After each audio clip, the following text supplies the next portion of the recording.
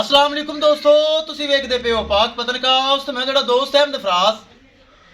दोस्तों सब तो पहले रिक्वेस्ट है, चैनल को सब्सक्राइब कर लो। फेसबुक वाले बरावीर बहुत अच्छे पेज में फॉलो कर लो। किसी बरावीर में अच्छी नस्ल की गाय चाहिए होगी, बाएतमाद भरोसे नाल और गारंटी नाल परचेज कर सकता है। लोकेशन अड्डा बुंगायात, तहसीलो जिला पाक पतन शरीफ। मोबाइल नंबर है साडा 0300 87 54 743। व्हाट्सअप नंबर भी यही है जी, तो लोकल नंबर भी यही है। माशाल्लाह जर्सी फ्रीजियन लाइव चलाई सी, पीछे बच्चा चेक करो। ये मेरा बहुत प्यारा भाई सब्सक्राइबर है समीउल्लाह खान राजनपुर। थोड़ा ये वहम का शिकार लाजमी है। मेरे बारे वेरिफिकेशन काफ़ी की थी, लेकिन अल्हम्दुलिल्लाह हर बंदा मेरी तसल्ली देता है। साढ़े अकाउंट पैसे भेजन और समीउल्लाह का भाई राजनपुर ए जा रही। अल्लाह ताला मालिक नसीब करे मेरे बराबर सारे वेख लवन।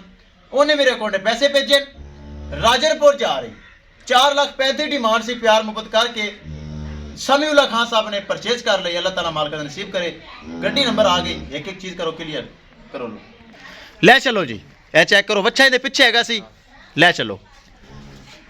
चुआई वगैरह करके लोड़ी की समीउल्लाह खान भाई राजनपुर उन्हें परचेज करे। अल्लाह ताला मालिक नसीब करे।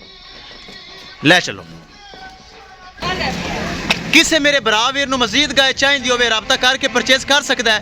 बड़ा हवाना पिछे बच्चा चेक करो। ओ शाह जोर भी आ गया, ले आओ पीछे।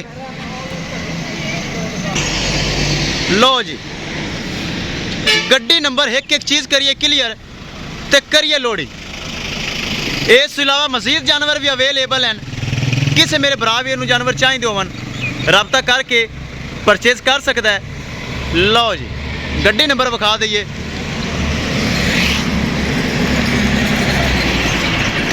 लो जी, एक एक चीज़ होगी मेरे ब्राह्मण वीरां दे सामने।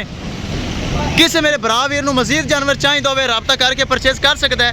इंशाल्लाह दोस्तों मिलेंगे कि नई वीडियो के नाल। अपने फराज दोस्त को दे इजाजत। अल्लाह ने के बाद।